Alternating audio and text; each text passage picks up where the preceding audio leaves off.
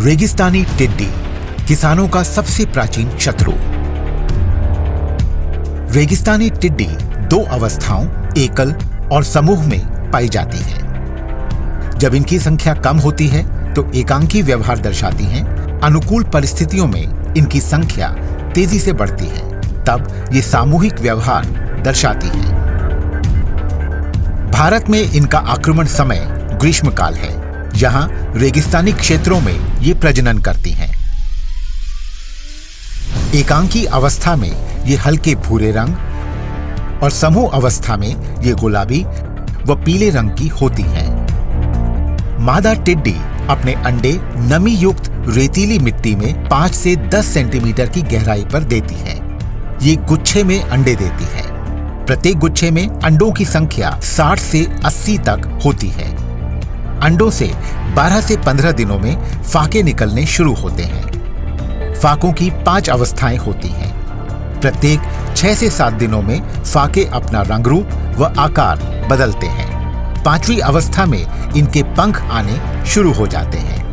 फिर ये अवयस्क गुलाबी रंग की टिड्डियां बन जाती हैं, जो वनस्पतियों और फसलों को बहुत नुकसान पहुंचाती हैं और लंबी दूरी तक उड़ान भरती हैं।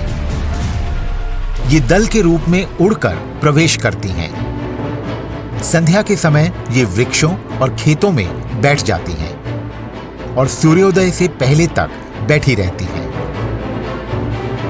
सूर्योदय के बाद ये उड़ना शुरू कर देती हैं। रेगिस्तानी क्षेत्रों में इन्हें नियंत्रण करने के लिए रासायनिक दवा मेलाथियन 96% ULV का छिड़काव वाहन चलित छिड़काव यंत्रों से किया जाता है। छिड़काव का सबसे उपयुक्त समय सुबह व शाम का होता है। इसके अलावा फसलों में टिड्डी नियंत्रण के लिए भारत सरकार ने अन्य रासायनिक दवाओं का प्रयोग करने हेतु अनुमोदन किया है। इन दवाओं का ट्रैक्टर जनित स्प्रेयर से पानी में घोल बनाकर छिड़काव किया जाता है। पिछले साल भी राज्य कृषि विभाग और किसान भाइयों के सहयोग से ट्रैक्टर यंत्रों द्वारा सफलतापूर्वक टिड्डी नियंत्रण कार्य किया गया था। रासायनिक दवा छिड़काव के समय हमें पूरी सावधानी रखनी है। छिड़काव करते समय नाक और मुंह पर कपड़े का मास्क लगाना चाहिए। अगर किसी को कीटनाशी विषाक्तता होती है तो तुरंत डॉक्टर की सलाह से कीटनाशी के प्रतिकारक दवाओं का उपचार लेना चाहिए।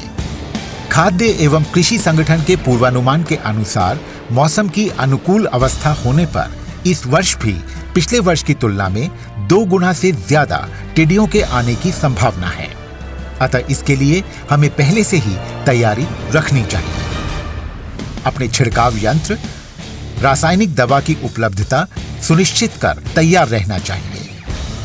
किसान भाइयों को टिड्डी दलों को देखकर विचलित नहीं होना चाहिए और टिड्डी आक्रमण की सूचना तुरंत टिड्डी मंडल कार्यालय